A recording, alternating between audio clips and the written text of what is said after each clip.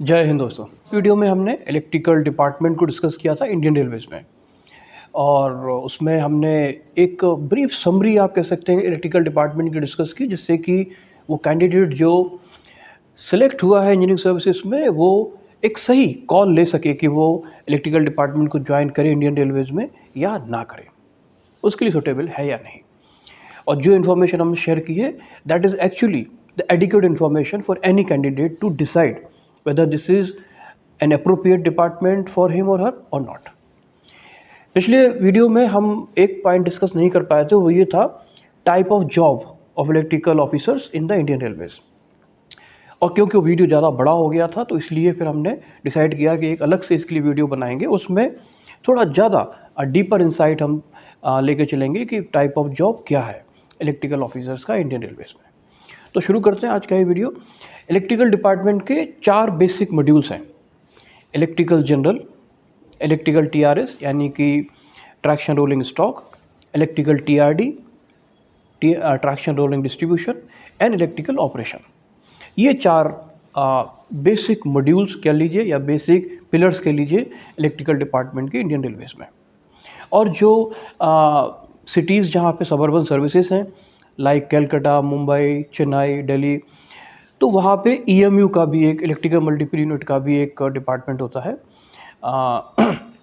To take care of the smooth running and the proper health of EMU units. लेकिन जो 4 basic units हैं, जो basic pillars हैं, वो electrical general, electrical TRS, electrical TRD और electrical operation है। तो जो नया ऑफिसर आता है, यानी कि जब आप ट्रेनिंग करके आओगे इलेक्ट्रिकल डिपार्टमेंट से इंडियन रेलवेज ज्वाइन करने, तो इन्हीं 4 डिपार्टमेंट्स में से किसी एक में आपकी पोस्टिंग होगी।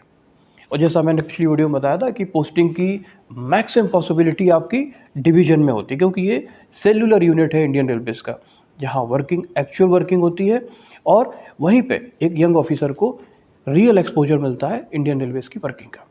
तो डिवीज़न में आपकी पोस्टिंग होती है और इन्हीं 4 डिपार्टमेंट में पोस्टिंग होने की पॉसिबिलिटी सबसे ज़्यादा है। तो इलेक्ट्रिकल जनरल को पहले डिस्कस करते हैं, क्योंकि ये इलेक्ट्रिकल डिपार्टमेंट का सबसे पुराना विंग है। उस समय जब स्टीम लोको होते थे, डीजल लोकोमोटिव्स होते थे, तब भी इलेक्ट्रिकल जनरल डिपार्टमेंट होता था।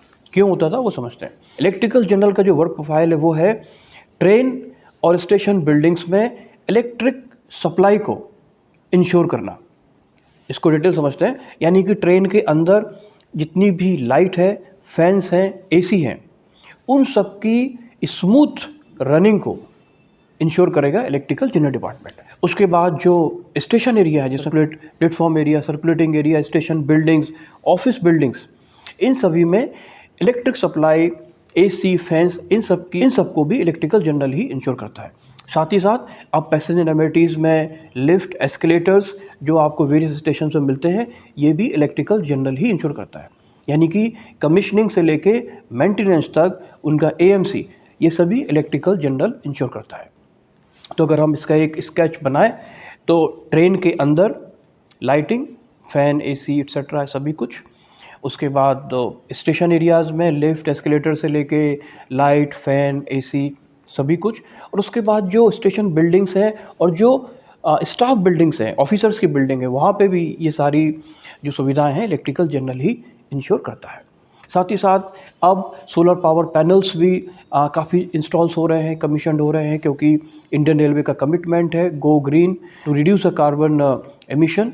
तो उसके लिए भी इलेक्ट्रिकल जनरल डिपार्टमेंट ही रिस्पॉन्सिबल है सोलर पावर पैनल्स की इरेक्शन, कमीशनिंग और मेंटेनेंस। तो इलेक्ट्रिकल जनरल डिपार्टमेंट आप देख सकते हो काफ़ी इंपॉर्टेंट विंग है इंडियन रेलवेज। अब बात करते हैं दूसरे इंपॉर्टेंट विंग की इंडियन रेलवेज इलेक्ट्रिकल डिपार्टमेंट की, वो है इलेक्ट्रिकल टीआरएस यानी traction rolling stock. Indian railways में जितने भी लोकोमोटिव चल रहे हैं, इलेक्ट्रिक लोकोमोटिव जो चल रहे हैं, उनकी ओवरऑल हेल्थ की रिस्पॉन्सिबिलिटी इलेक्ट्रिकल टीआरएस डिपार्टमेंट के पास रहती है।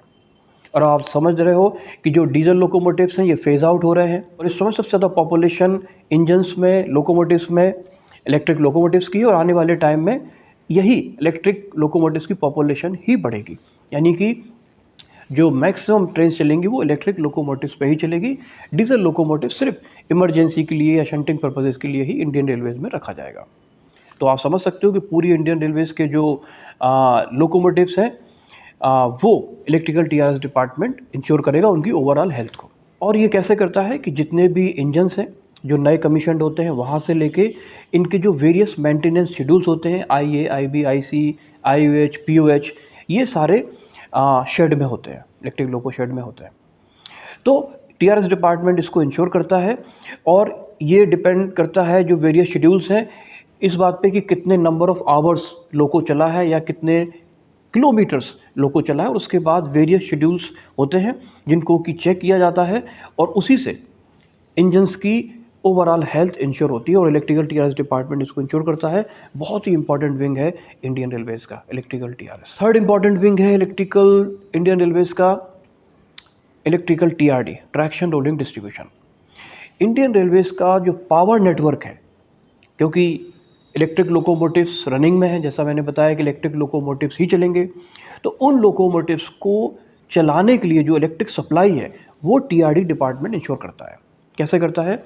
जो स्टेट पावर जनरेशन यूनिट्स होते हैं वो पावर जनरेट करते हैं, 132 kV पे सप्लाई करते हैं और वहाँ से लेके 132 kV को 25 kV में स्टेप डाउन करते हैं और वो अपने ट्रैक्शन सब स्टेशन में लेता है और फिर वहाँ से उसको प्रॉपर डिस्ट्रीब्यूट करता है जिससे कि इलेक्ट्रिक लोकोमोटिव को सीमलेस पावर सप्लाई मिल सके। और उसके लिए ट्रैक्शन सब स्टेशन के साथ साथ वेरियस स्विचिंग स्टेशन होते हैं और इनके साथ साथ ओवरहेड इक्विपमेंट्स का एक बहुत बड़ा नेटवर्क होता है। तो पेंटोग्राफ के ऊपर जितना भी आप सेटअप देखते हैं, contact wire, catenary wire, cantilever assembly, mast, portal, everything, ये सारा TRD डिपार्टमेंट का होता है। यानी कि सप्लाई लेके स्मूथली, सीमलेसली, सक्सेसफुली सप्लाई करना इंजन को जिससे कि ट्रेन चल सके, ये सारा काम TRD डिपार्टमेंट का होता है। यानी कि अगर TRD डिपार्टमेंट किसी भी कारण से फेल होता है, कोई फेलियर होता है, तो ट्रेन स्टॉप्स, ट्रेन रुक जाती है। So again a very very important department of Indian railways, electrical TRD। Fourth wing है इलेक्ट्रिकल ऑपरेशन।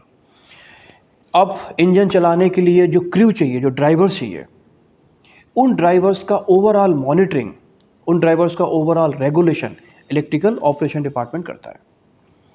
तो जो ड्राइवर्स हैं इनकी वेरियस कैटेगरी होती है।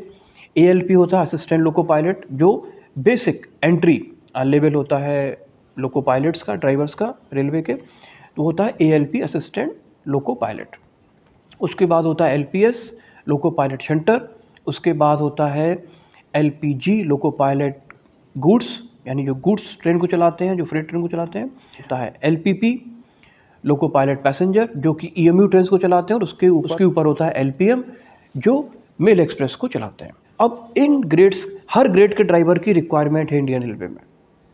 तो किस डिवीज़न में किस ग्रेड के ड्राइवर्स की रिक्वायरमेंट है और उसको टाइमली इंश्योर करना कितनी रिक्वायरमेंट है, ये सारा इलेक्ट्रिक ऑपरेशन इंश्योर करता है। ड्राइवर्स का promotion, timely promotion various grades में, क्योंकि सबकी रिक्वायरमेंट है, उनकी proper counselling, proper learning, training, everything is taken care of by electric operation department. तो आप समझ सकते हो कि ये भी बहुत बहुत इंपॉर्टेंट विंग है इंडियन रेलवेज़ की, क्योंकि ड्राइवर के हाथ में सारी कमान होती है, ड्राइवर गाड़ी लेके चलता है। तो इलेक्ट्रिकल डिपार्टमेंट के जो 4 विंग हैं उनका एक ब्रीफ वर्क प्रोफाइल आपको बताया। Electric general, electric TRS, electric TRD और इलेक्ट्रिक ऑपरेशन, चारों इंपॉर्टेंट विंग है। अब कुछ सिटीज़ जहाँ पे सबअर्बन सर्विसेज है, like all 4 major metros, Delhi, Chennai, Kolkata, Madras, इन सब में जो सबअर्बन सर्विसेज हैं, EMU इलेक्ट्रिकल मल्टीपल यूनिट्स, ये भी इलेक्ट्रिकल डिपार्टमेंट के अंडर आता है। और इन जगहों पे एक और पोस्ट होती है EMU की।